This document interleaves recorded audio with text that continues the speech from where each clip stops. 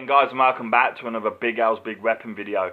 And this video is actually how to maintain and care for steel-based weaponry. Now, if you've got stainless steel weapons, they're not inferior weapons, they're just decorations. Stainless steel is a weapon that is non-functional, will break under use, there's a trade-off for it. It is basically rust resistant. But if you've got a functional weapon like this that is made out of fully functional high carbon steel, this blade, the metal part of this axe, will rust over time. Okay, and it will rust very quickly, and especially under conditions where there is moisture. And I actually use this outside whilst practicing, because, well, I have to use it outside. I don't have room in my place to swing this around. So every time I use this, I have to go outside. And of course, being in England, it's often wet, if not, just moisture in the air anyway. But it was actually lashing it down last time I used this. And it is actually, you can see where it's trying to turn a little bit. So basically what I want to do, I want to show you today the basics on how to care and maintain for steel-based weaponry. It's very important if you want these weapons in your collection to last a lifetime, because they will last a lifetime, and in fact several lifetimes if you look after them well and they've been made well to start off with. Now, the first piece of your equipment that is most important is lint-free cloth, okay? And not just one, but really 2 or 3, okay? More the merrier, okay? Because you want to be using these cloths for certain different functions, and you don't really want to mix them up, okay? Now, the first thing to do is, of course, make sure the blade itself is clean before starting. So you use the lint-free cloth to really just wipe off and make sure that all moisture, dust, or anything along those lines, dirt, is taken off the blade. Now, I'm focusing primarily near the edge at the moment, and there's a particular reason for that, because I've just filmed how to sharpen your weapon video. Okay, I've just taken a cigar-shaped silicon carbide stone to the edge of this blade, and as a result there's newly exposed metal, and there is, the actual stone itself kind of forms of dust around the weapon where it's ground it and dirties it essentially. And this is important that we clean off as much of this as possible, preferably all of it, simply because the next couple of stages, well, the last stage at least, of caring for your weapon actually forms a protective seal over the weapon, but it won't protect it if there's something underneath the seal. In fact, it will keep whatever is degrading the quality of the steel there and make it much harder to remove. So thoroughly clean down your weapon to start off with. Okay, so that's the first cloth, and that's going away now. That can be reused again on weapons at a later date, but that's your clean cloth, okay? So it's important to remember which one's which. The next stage is to know what products to have, okay? And I use the following 2 products by Renaissance, okay? Renaissance Surface Cleaner and Renaissance Microcrystalline Wax Polish. That's the last thing you use. So we start off using, well, it's actually called Prelim Surface Cleaner, but it's by Renaissance, okay? And this is the stuff that typically British museums at the least use on ancient weaponry to preserve them and prevent them corroding over time, okay? Whilst on display, okay? And I mean, I'm just seeing if it says anything on here that is particularly useful for you to know. Basically, this is used to maintain weapons in bright condition after use, and give it a essentially it has a glass clear finish to it. But ultimately, this is an abrasive paste that is used on arms and armour, copper, ceramics, and other fine art surfaces. So this is really only useful when used in conjunction with this one. This cleans the weapon and prepares it for the polish essentially, okay, which then protects it. So this is just really us repeating what I've just done there with just a normal cloth, but sort of to the next level. Now, first time I've opened this, so I'm just going to have to take the seal off, which keeps it from drying out. I don't really have any fingernails, so I do apologise, guys. This might just take a second or two, and what I'm going to do is I'm actually going to just pause the video and be back with you in 1 second. I'm going to use my axe on this because it's nice and sharp.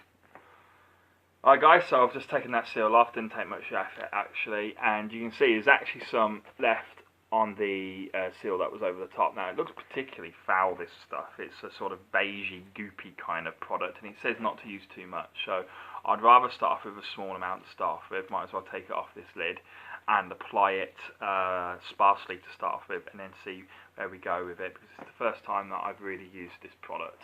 Okay. So all I'm going to do is just, oh yeah, that actually has quite a lot of coverage. I mean, bear in mind that this axe blade is very, very big. This is a very large axe head, and so I mean it will take as much, if not perhaps just a little more, than some swords would, regards the actual surface area. It will take quite a lot of stuff to clean this, but just that little smudge, so to speak, that I put on here has immediately cleaned half of the blade, well, this part, and I'll clean this bit and the other side now as well. Okay, so that's actually got quite good spread and coverage. Okay, you can see just the small amount that I'm using. Okay, so what I'm going to do is, because I'm going to do it on this side now. So there we go. And like they say, this is an abrasive cleaning product essentially. It will wipe off and rub off anything that shouldn't really be on the blade that you've missed previously with your sort of sparser, sort of more lenient clean, so we say, less invasive. And it's always best really to start with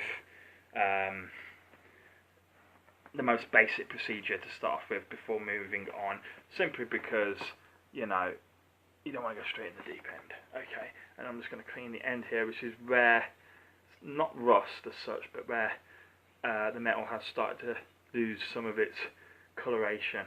Okay, I'm not sure exactly what's caused it. It's definitely not rust, but something's going on here. So if I just clean this off, hopefully that will improve and maintain the quality of the blade. Now I've got the blade resting on my leg, so hopefully it doesn't cut me. As long as I don't draw it along, we should be okay. Now what I will say is that has cleaned off the brown coloration that was on here.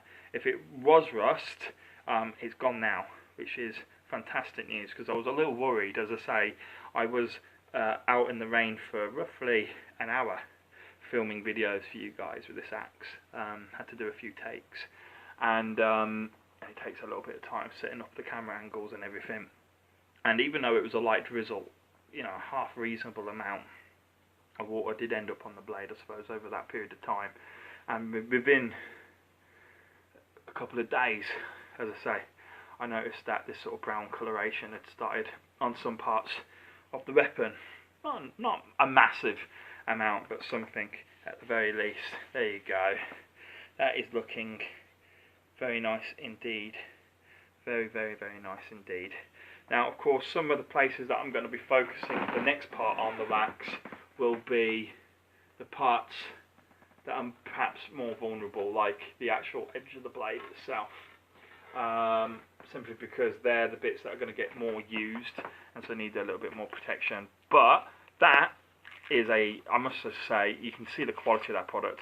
This only has, I think it was 65mm if I remember.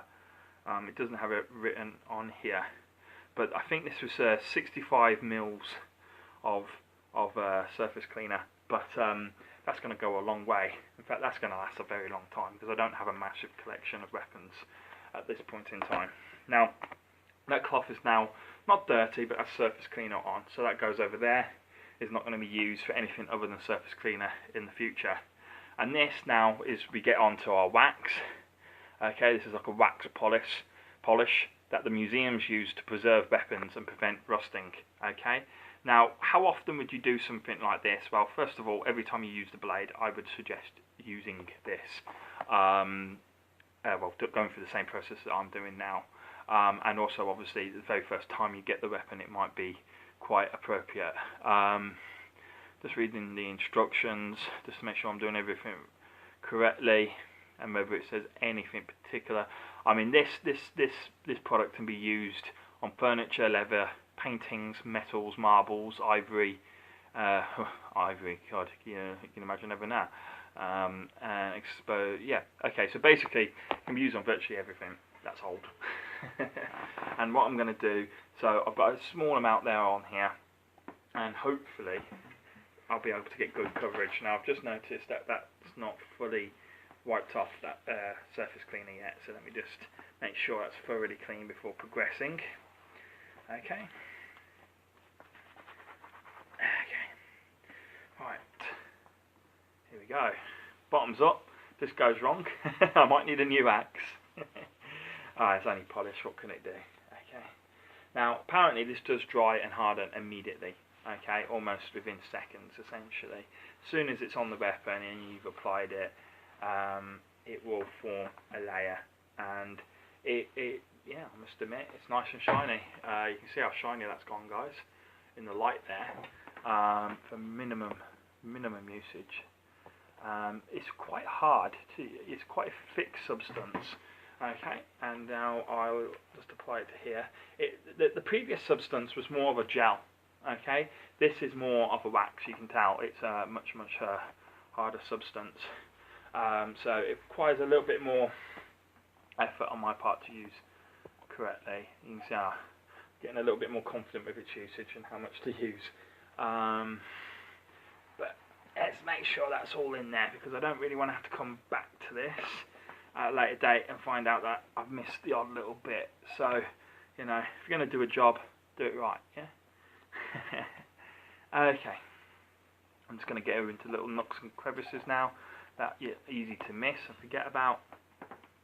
Okay, and hopefully that would have been, if not all of the blade, certainly the mass majority of it, and will hopefully prevent any damage from being done. I tell you what, that axe blade is quite sharp. I just caught the cloth on it and it was really trying to drag it and cut it. Okay. Right. And just down the edge. So it's important that you get all the bits, as I say, that aren't necessarily obvious to start off with. And there we go. Okay. So that's that done. Let me just show you the end results. I mean, you're probably not going to see too much, guys, at this, but you can see the shine and the sheen on that, and that's just taken a tiny amount of wax there, and that's covered an entire axe head, and it's done a pretty decent job. I'm very happy with that, and I feel confident now in my ability to preserve and maintain the quality of my weapons. So thank you for tuning in, guys. I'll see you soon. Nice one. Bye bye.